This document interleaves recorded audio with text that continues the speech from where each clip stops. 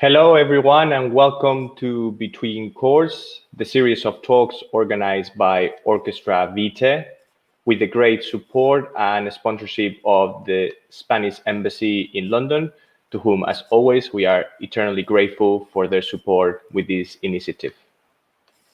For the last time for this series, my name is Pablo Urbina, and I'm the principal conductor of Orchestra Vitae, and it is, as always, my very pleasure to host these conversations. We have been going strong for the last 2 months talking about all things Spanish music. And as it could not be in any other different way, the last of our conversations is reserved for the topic of orchestra.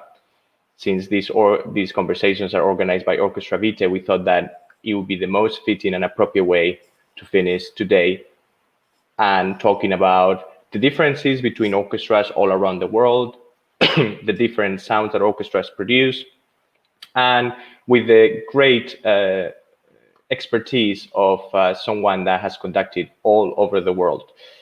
Before I give you an introduction for our guest, I wanted to take a moment to remember the tragic events that happened yesterday in Beirut. I was very fortunate to be there last year in February, working as associate conductor of the Al Bustan Festival. And I remember walking through some of those places that today we saw in the news that have been blasted with these horrific accidents. So our thoughts and prayers go to everyone affected, the families, loved ones, hoping that this wonderful country can recuperate soon. Our guest for today is Pablo Mielgo. He's currently the music director of the Balearic Symphony Orchestra, but he has a very, very extensive career. He's been a wonderful mentor of mine for the last years, and I've had the privilege and the pleasure to work with him on several different projects. Pablo is a conductor from Madrid. He started his studies at the Royal Conservatory in his hometown, then went on to study at Reina Sofia School and the London Guildhall School of Music. In his beginning years as a conductor, Pablo Mielgo assisted conductors such as James Conlon, Jesus Lopez Cobos, Daniel Barenboim, and Claudio Abbado. He regularly conducts on the great stages of Europe with artists such as Juan Diego Flores, the Labec sisters, Pierre Laurent, Aymar, Emmanuel Paoud, Midori, Katia Bunatisvili, Julian Racklin, or Radovan Blakovic, just to name a few. Since 2005, he's the musical and artistic director of the Saludarte Foundation, which aims to bring about social change through music. He has also collaborated with institutions such as the Teatro Real of Madrid, the Miami New World Symphony, El Sistema in Venezuela, and the Florida Grand Opera, as well as with renowned artists such as Plácido Domingo, Gustavo Dudamel, José Antonio Abreu, and Michael Tilson Thomas, among others. Pablo Mielgo is especially dedicated to the promotion of young talents. Since 2011, the artistic director of the Medellin Philharmonic Academy, he strives to give young musicians access to musical education regardless of their income. As chief conductor of the Balearic Symphony Orchestra since 2014, he has promoted the wonderful orchestra development in several of the aspects and successfully on the basis of his international experience. He has improved the quality of the orchestra and his programs, increased ticket sales, and developed his network of guest performances, as well as collaboration with great first-rate artists such as violinist Zimmerman or conductor Leonard Slakin, just to name a few. Before I welcome Pablo onto our conversation today, I wanted to show you a little bit of himself conducting. This is a clip at one of the most prestigious venues in the world, the Musikverein in Vienna, conducting the Balearic Symphony Orchestra. Enjoy.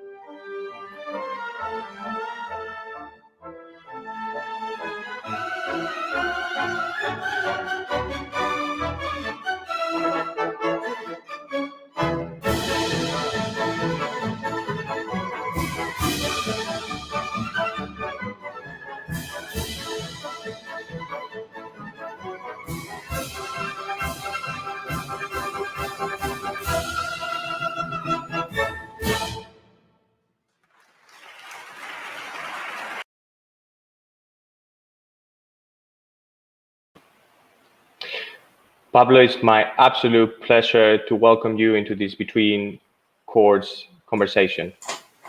How are you doing, Pablo? Hello, Pablo, and hello to everybody who is just watching this, or in the future, or whenever this is. Well, I'm just seeing you, but I know there are many people out there, so welcome everybody. Pablo, how has it been? I know quite a lot because we've been working closely together these past few months, but how has it been to steer a professional orchestra, one of the top orchestras in this country, through these very difficult times? How have you found it? Well, it's a challenging time. I would not call it difficult because all the difficulties in life are challenges. Is the best way to take it. So this was a challenge since the beginning. Actually, the last time I remember we had a rehearsal with the full orchestra was on the 11th of March, and the first rehearsal with the full orchestra will be in the 28th of October. Nevertheless, as you know, we did a lot of things, and now we have a full program of 60 concerts from 29th of May until the 27th of September. Combining musicians from the orchestra in different groups and different formats, up to 30 musicians. And I'm very happy because this gave the possibility to all of them to show what they are as an individual musicians. And as well, I think we were the first orchestra in Spain and the third in Europe to start activities back in the COVID. As well, this was a challenge, but we are very happy that nothing happened in this already 2 long months of concerts. We have already played 39 concerts, and so social distancing and this what we are used to say, but we are very happy. Wonderful. I mean, I know how much work is taking you to program so many concerts, but I think that it was so important to make sure that classical music was at the center of cultural and the social life coming back from this bad, unfortunate situation. So I think everyone is very grateful to you and your team for what you've done here. So absolutely wonderful. Before I ask you my first question for today's talk, I wanted to read a quote from your website, and it starts at the very beginning, and I absolutely love it. So I wanted our audience to also get to hear it. And it says, "It starts with an endless passion for music, for discovery, for life, and for people." Pablo, a conductor is made, or she or he is born to be one? No, it's not born. I mean, of course, you have to have certain capacities, abilities, but it is not born because there are so many different ways to conduct and so many different ways to face conducting in the perspective of making the music and the perspective to understand the career and in the perspective to see an orchestra as a conductor. There are people who see an orchestra as an instrument, which is fantastic.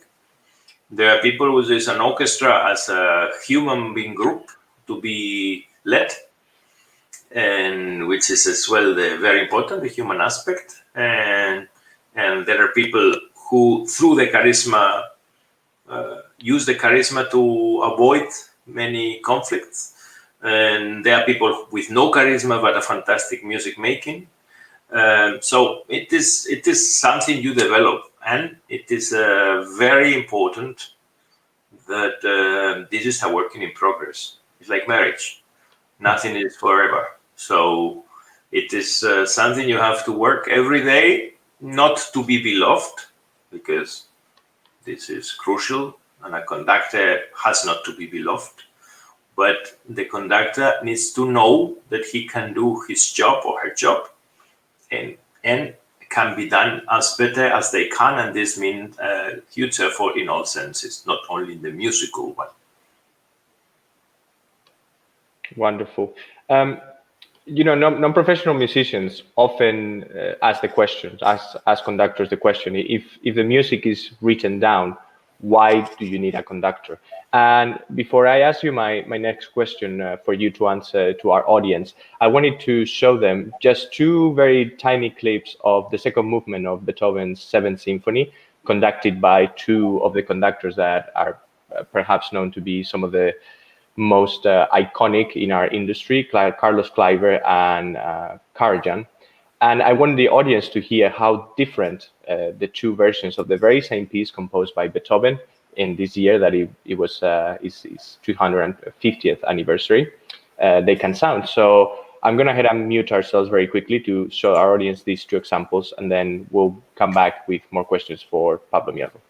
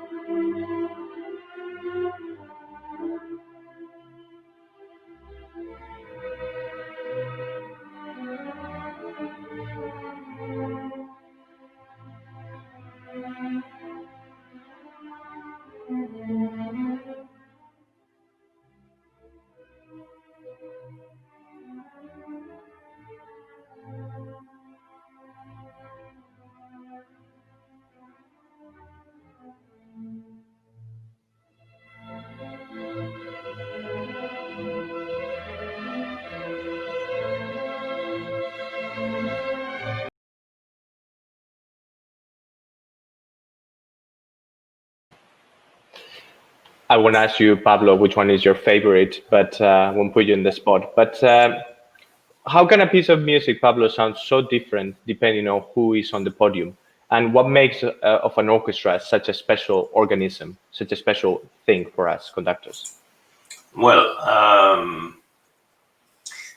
you didn't say one thing which is very important, because one is Vienna Philharmonic and the other one is Berlin Philharmonic. So case, you only mentioned Karajan and Kleiber, which is okay, it's important, but of course they had two brilliant instruments. And of course this affects a lot in not only the conductors, this affects these musicians. The way Berlin and the strings, they use the bowing, especially this repertoire. I will tell you a story. I will not tell the conductor, but he's alive, and he told me this story. This is very funny story, which the first time he went to conduct Mahler 5 to Vienna Philharmonic, he started the rehearsal changing bowings to the strings. But the concertmaster just did like this with the head and nobody changed anything. So the second time he did it, the concertmaster said no. And then he stopped the rehearsal and told him, look, can we discuss this in the dressing room in the interval? Okay. Then the conductor went, the concertmaster went there, and he says, Maestro, it's not a good idea to an orchestra like Vienna Philharmonic change the bowings that Mahler wrote himself in our score.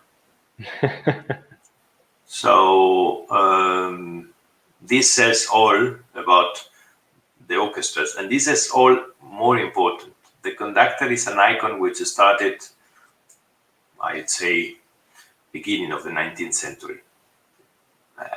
Let's say at the end of the beginning of the 20th century, sorry, at the end of the 19th century. But before the orchestras existed, in Beethoven time, the Kapellmeister or Beethoven himself conducted his own music, and so it is so important the conductor. I don't know. It's required and needed in our days. Absolutely, 100% yes. Why? Because the classical music, as any other performing arts, needs icons. Before, it was an art, but more considered an artisany. And now it's an art more in an entertainment. It's still an artisany for us, for the musicians, but clearly an entertainment and culture. So this requires icons. And the icons are the soloists, and the icons are, of course, the conductors. Well, as well, in these two recordings, for example, one is live. I didn't see, but I think it's concertable. And the other one is recorded in the studio that Berlin Philharmonic and Karajan specifically created with its own microphones. So how it sounded, we don't know. But if I have to say, of course, the two are icons, not only in the conducting side. If not, they change a lot of things in the world of conducting. I would say more Karajan than Kleiber, and openly I said that I like more Kleiber than Karajan in terms of magic. But in terms of a conductor, Karajan is the first one in the modern era. He created the CD, as we know. He created the Deutsche Grammophon, as we know. And so he was an incredible mind, conducted in Berlin Philharmonic for 43 years and leading the orchestra and Salzburg Festival. So it's very important to be a conductor in this era for the people. But it is so important, as I said at the beginning of this question, to have a great orchestra in front. This means great musicians devoted to the music. And I finish the question. You talk about conductors, orchestras, but you didn't talk about the most important part, which is composers. The creators, the creation is done by them. We just recreate what is written. And the conductor is only somebody who reads the score, but not sounds the score. Of course, we can discuss that, but I did not put 100% importance only in the conductor as an icon. I know it's beautiful for the audience and maybe for the viewers to talk about conducting and the figure of a conductor, but of course, you were talking to the biggest masters of the 20th century in the art of conducting.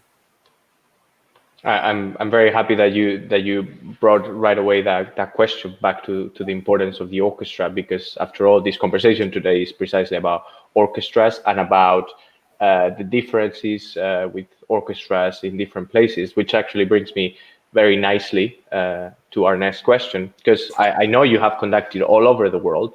So do you think that globalization is also affecting the way that different orchestras play? And do you think that the different orchestras are losing identity, and whether or not this is a good or a bad thing for our industry? I don't think this is affecting the globalization. What is affecting even more is the technology, more than the globalization. Because I remember, and I don't have to go to my parents' time. My time, I'm only 43. I remember when I was a kid, I had only CDs and I had the discs, but I didn't have YouTube or Spotify, or so the access to the music I had was limited in general to a library and to my home and wherever it was accessible through my friends and my cycle. So I was influenced for what I had at that time. If I compare with somebody 14 years who wants now to listen to a piece, I'm a pianist, to a piece played by the piano by sonata, and then he has the score from a Schnabel, Beethoven sonata, reduced by a Schnabel in terms of all the notes and everything. Well, he has the videos from Schnabel himself. He has videos from we lost one of the biggest pianists of teachers and pianists, yes, Leo Fleischer. He has videos from everybody, even now, or golden age of the piano, Russian, if he wants the school of whatever. So the question is not the traveling. The question is somebody has access to the schools of playing. Immediately in 1 hour, he can have in the ears 3 different schools. Meanwhile, in our time, to understand a difference of a school and another school, maybe you had 2 references maximum. So this, of course, creates new schools, what I would call technology school, because the people mixed. The people mix what they like. So more than ever, technology is affecting and changing the way the music is being played, for sure. More than the traveling, because before the people traveled as well, it took more, and the distances were much more, but the people traveled the whole 20th century. And the orchestras travel, of course, not like now, but the way they travel through the technology, it's unbelievable. So this affected more than the traveling. And so, will you, going back to the last part of that question, then would you say this new technology school, is it a good thing or a bad thing that we're losing certain specific identities, or do you think it's just a different thing altogether, neither good nor bad? I would answer in the great English diplomacy. It's just nothing is good or bad. It is what it is. There are good sides. Most probably there are bad sides. If somebody is, let's say, great Taliban of the German old sound of the strings, maybe they miss something in the playing of the Berlin Philharmonic, of the Vienna Philharmonic. But even though these are still amazing orchestras. In London, for example, there is no changes because the orchestras always had great mixtures, and they were mixed as the countries were, and the country was, and London specifically, for example, or New York, the orchestra, when the orchestras were founded in New York. If you listen to the Toscanini Orchestra in New York, there were people from all over the world already. So, would you say the London Symphony has a more specific sound than Berlin Philharmonic? I would say both are wonderful. So I would leave this question for not for a conductor, if not more for a crazy fan of comparing music listening. I don't think, and don't forget, this is the time by far that the musicians are better preparing the instrument.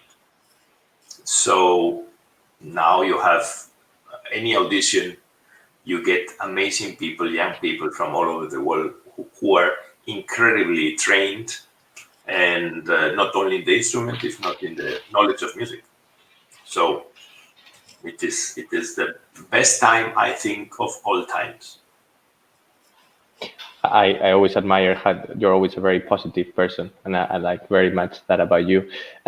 I know that you've spent a great amount of time in the United States, but since these conversations are mostly for a Spanish-based crowd, and of course for people based in the UK, not so much in terms of sound, but in terms of working with orchestras, what would you say are the main differences you've encountered between working with orchestras in Spain versus working with orchestras in the UK?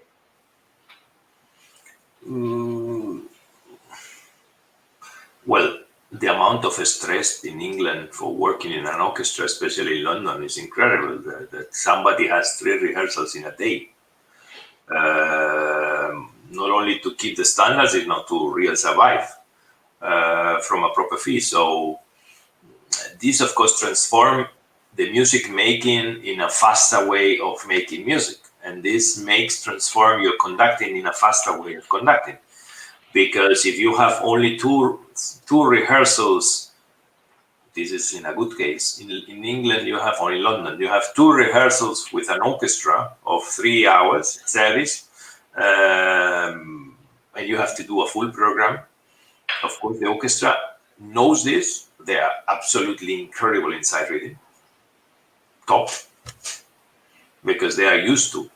So this makes them great musicians and great orchestras in terms of performing immediately. This is the first thing that I would say is different. The first rehearsal from an English orchestra, especially Londoners, but in general, Manchester, Birmingham, doesn't matter. English musicians are incredibly well trained even from the school for sight reading. And this makes the work much easier in that sense. The problem, as well, I found, and this is funny because sometimes you hear somebody say, yeah, I've heard in London, I visit London, I heard London Symphony, yeah, but they didn't have a good day. Yeah, but if you see the schedule of the London Symphony in a week, maybe they didn't have a good day, which is already a good day for many orchestras in the world. But it is not a good day as expected because they have maybe 3 or 4 concerts and a recording, and the schedule is crazy. Mm-hmm. So this affects, of course, the music making as well as a group. There is a positive side and maybe a negative side. But the positive side is the quality, the standard quality from the first note normally is very good. And this puts you as a conductor in a trouble because you don't have to go to the basics. You have to go to the essence and make it and transform it better, and not to bother the musicians so much, which in general I defend. Talking is unproductive.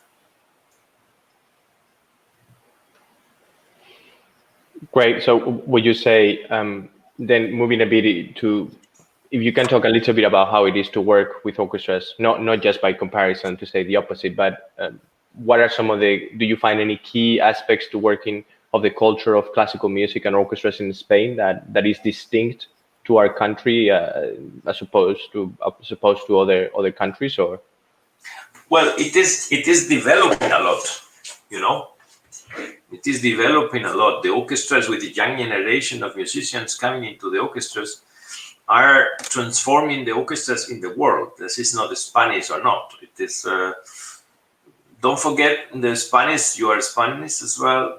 Our generation and your generation, which is a little bit younger, but not so much. But from my generation, which was the first lucky one, we had scholarships. We studied around the world. We filled many orchestras in the world, and so we are trained to be back in our country, which is now opening since 5 years, because the orchestras here, most of the public orchestras are created and founded between 30 and 35 years ago. So now is the time that the big change of the orchestras is starting. So if you face the orchestras in 10 years in Spain, the people will be absolutely amazed about the quality of the orchestras in terms of the standards and the how it's going to be sounding from the first minute, because the members will be absolutely fantastic, and the competition is huge as well. But I like to conduct because, first of all, it's my language, so this is always a plus. Even if I could rehearse in other languages, this is always a plus because of the feeling of what you say. And even if I try to say, and I try always to be as effective as possible, going what is wrong and not to lose so much time in fantasy, which is, it is maybe it is nice as a guest conductor to do a little touch of fantasy and just a little colors and a little things, but in general it is better. I'm sorry, it is coming my daughter now. Absolutely, no problem. But you want to say hello? Yeah. Say hello to the audience. Hello. Hello, Emily. And now, go to mommy. Go. So yes, this is basically what I say. Spain will be different as Italy it was, and will be absolutely an amazing country for the orchestras. And I hope the post-COVID is not taking so much the budget. That's our way. Just 1 second to the viewers, because not a problem. As a matter of fact, a couple of our viewers are saying adorable, so no worries. Oh, that's great. Thank you. Just 1 second, okay? Not a problem. I can say that's the first time that that's happened, and I love it because it's part of all the life experience. So we'll have Pablo, music director of the Balearic Symphony Orchestra, a very esteemed conductor, back with us in just 1 second. Yeah, sorry. No, quite okay. As a matter of fact, I think this comes in a great time, because I wanted to touch a little bit into your tenure with the Balearic Symphony Orchestra. But before that, I wanted to show our audience a little clip from yourself conducting one of my absolutely favorite pieces, which is Mahler's Second Symphony. So here for everyone, the Balearic Symphony Orchestra with the chorus of the University of the Balearic Islands and Pablo Mielgo as conductor.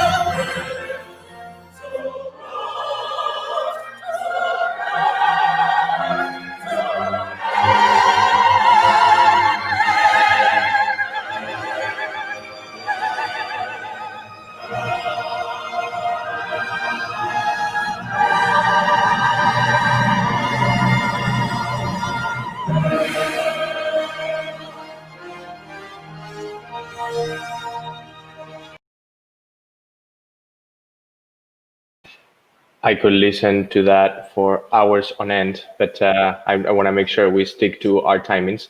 I couldn't pass on the opportunity to say how I feel lucky you are that you have such a wonderful chorus alongside with one of the greater chorus masters of our country, Joan Compay. So wonderful, absolutely wonderful performance. Pablo, when you started your tenure with the Balearic Symphony Orchestra, what were your goals and objectives? Because you talked a little bit about some of the things that a guest conductor might choose to do when they come and work with an orchestra. But of course, being the music directorship, you steer the ship, you steer a whole ensemble, not just the orchestra, but also everyone in behind in that help you to make it possible in the office, administration, etc. Did you have a vision when you started that you wanted to accomplish, or I mean, can you run us a little bit about the process of being a music director? Well, the first thing is quality. The quality can be in different ways. First of all, through the programming. So trying always to bring people you admire as a soloist, as a conductor, without any compensation of your career. I'm saying not to look your benefit, if not only the institution and the musicians. And this, I think they know immediately when you program. Independently, if you think that the people who are coming, they will think that they are better or not than you. Actually, it's great that they think they are better than you. This means you did very well your job. And as well, it's very important the type of programming and the pieces you put through the whole year. We are doing 51 programs a year, more or less, including all the small formats and everything. So it is crucial that you combine well the all the styles, that you try to combine as well the audience on this, which are the favorites. You need to combine as well the creation from the local people, from the international people.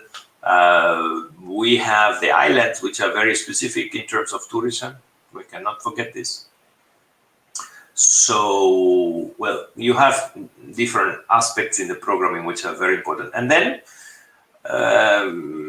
for me, it's crucial, but this is the way I understand music direction, is to be involved in all matters of the orchestra, from the financial side to the human side, to the production side, marketing, media, everything. I mean, you need to be not responsible, but you need to be involved in all, because in nowadays, you cannot imagine an artist without nice pictures, even if you don't look like the pictures anymore. But doesn't matter, you need good pictures. So the orchestra needs this as well. And website, I don't know, recordings to have. We launched now our own label. All these type of things are very important, to be creative with a tool which is not only, and this is a big difference with 50 years ago. It is not only an instrument to preserve the music and the style. It is an instrument to be inside of a society and to show the skeleton of an orchestra in very different ways, from school programs, from people with difficulties. You have to face the education through. We have the academy, we have the kids orchestra. This is all this type of program. But then you need your involvement, which is maybe not the most pleasant part, but you need the involvement with the funding, and you need the involvement to that financially speaking, the orchestra is safe and it's balanced. And as I said, you are not responsible for this, but you need to be conscious, not only in programming, in all. And in this case, we are very fortunate and lucky that we are starting to build our new hall and our new headquarters of the orchestra. And this is a fascinating project that we started 4 years ago in the conception of it, and now it is coming a reality. But anyway, this is how I see it. It's just music director is changing things for the best of the orchestra, and when this happens, this is only good for you. Wonderfully put indeed. I know, Pablo, that from the beginning, the beginning of your career, you have really placed music education and outreach at the center of it. And I also, you mentioned how important it is to be present in the 21st century and in the things that are happening around us. So how would you say that orchestras are tackling making sure that we bring classical music into the 21st century and that we attract wider audiences from all sorts of different backgrounds? Yeah. Well, it is. Education is crucial, but education without the school system supporting the music is very difficult.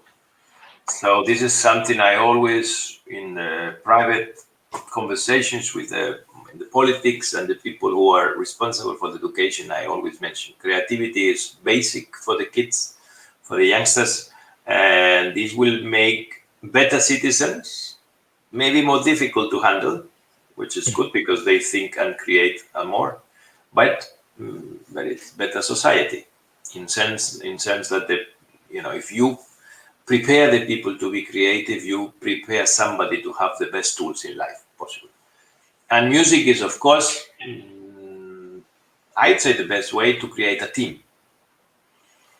It doesn't matter the quality, it matters the quantity, and it matters the type of making music. The problem is in the school system, sometimes quality and talent are a big obstacle for people to run on the arts. We should not be a society pretending to create genius. We should be a society to promote amateur people.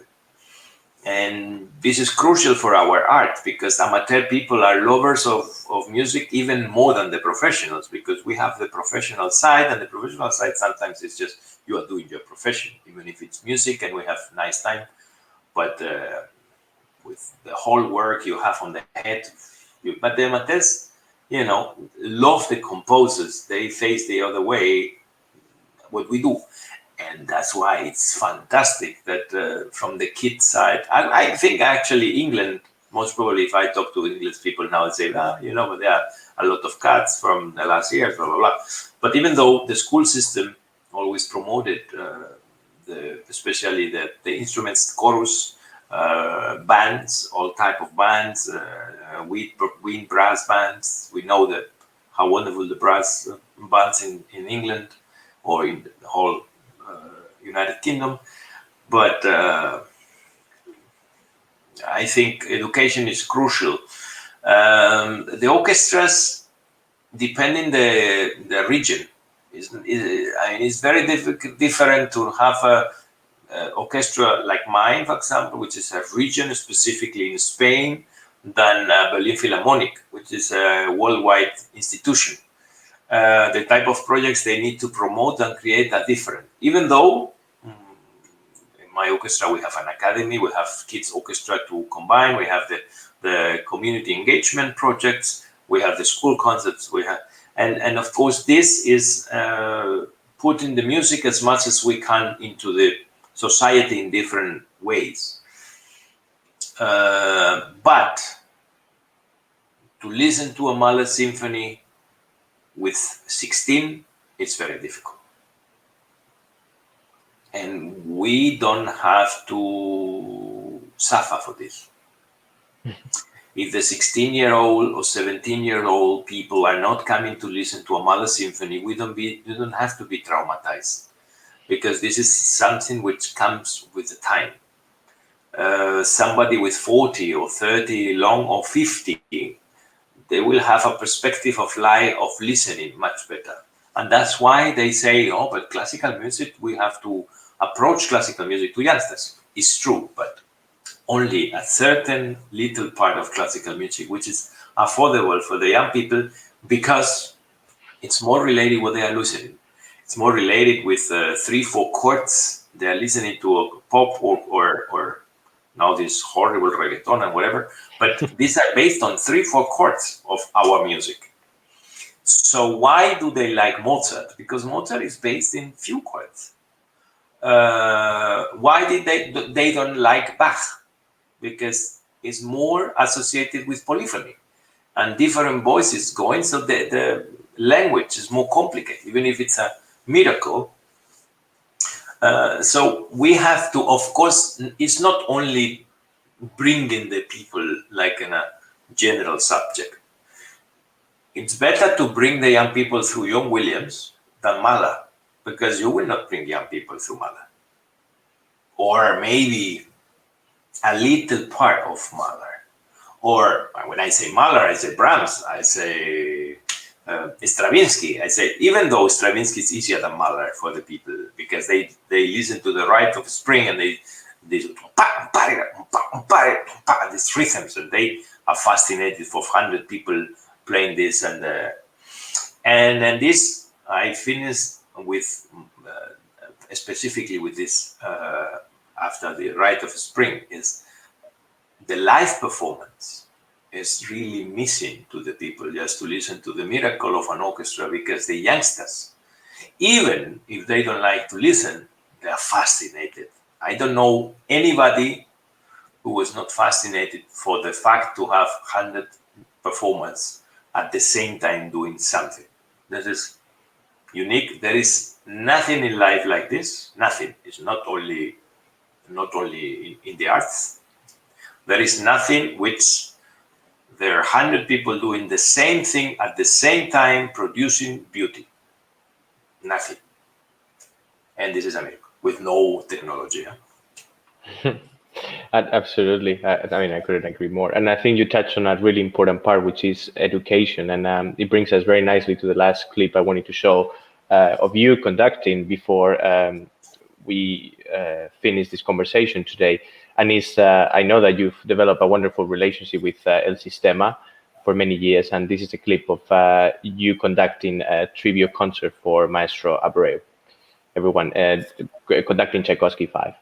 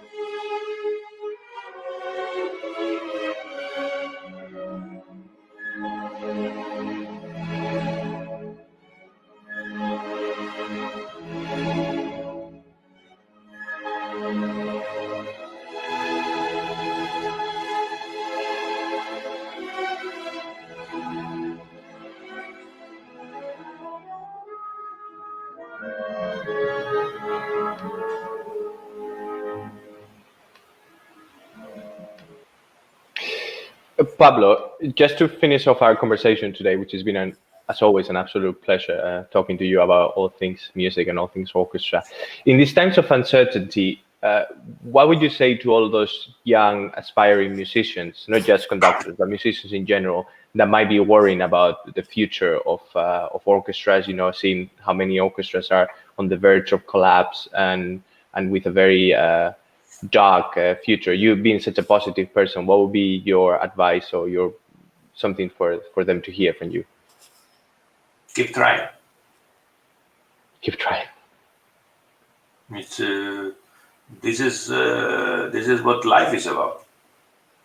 Just keep trying and survive the amount of negative answers we get in the profession, which is normally a lot of amount. And for sure, if you want and you have the talent and you persecute it, you get it. It's not something romantic. It is a reality.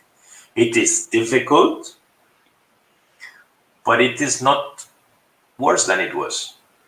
Because you are saying that there are many orchestras facing difficulties, but if you compare with the 60s, we have most probably 70% more orchestras than them. So, or theaters, or quartets, and everything. Everything is multiplied 5, 6, 7 times more. So the chances you have in compare with the past are many more. The students are more, and the schools are more, and the competition is really high. But I will not put my example, but for example, my wife, who is a violinist, she got leading positions in orchestras as a violinist. And the first audition she won was the 27th audition. You know? So and I was not with her at the time, but she always said that this was unfair. The 26th before, she always felt this was unfair. Everybody who competes. But on the 27th, she did it. So this is what about this life is what this life is about. It's just hard working, a big sacrifice since you are a kid, but then you have the chance not to be in an office from 8 to 3, travel around the world, meet all type of races, eat all type of food in original countries, and well, it's a great mixture, and it is a great product of globalization, which has 300 years. It was global 300 years ago, and it's still global. Wonderful words of advice for all of us young aspiring musicians. So thank you so much, as always, Pablo. It's been a wonderful, insightful conversation. I really, on behalf of Orchestra Vitae, and I'm sure the Spanish Embassy, thank you so much for your time and for your words. And Thank you. No, with pleasure. And for everyone, we've come to the end of our time of Between Chords, this series of talks organized by Orchestra Vitae in collaboration and great sponsorship of the Spanish Embassy, to whom we are extremely grateful. It's been my absolute pleasure, as always, to host this series. And we are about to take a small break in Orchestra Vitae for the month of August, coinciding with the summer, to regroup, to think of what will be the next initiatives that we will be putting on for all of you to enjoy. We cannot wait to go back on the stage in England as soon as we can possibly do so. But in the meantime, we want to stay connected with you. And even if online, we are thinking of ways. So as always, you can follow our social media platforms. Let me just find them. There they are.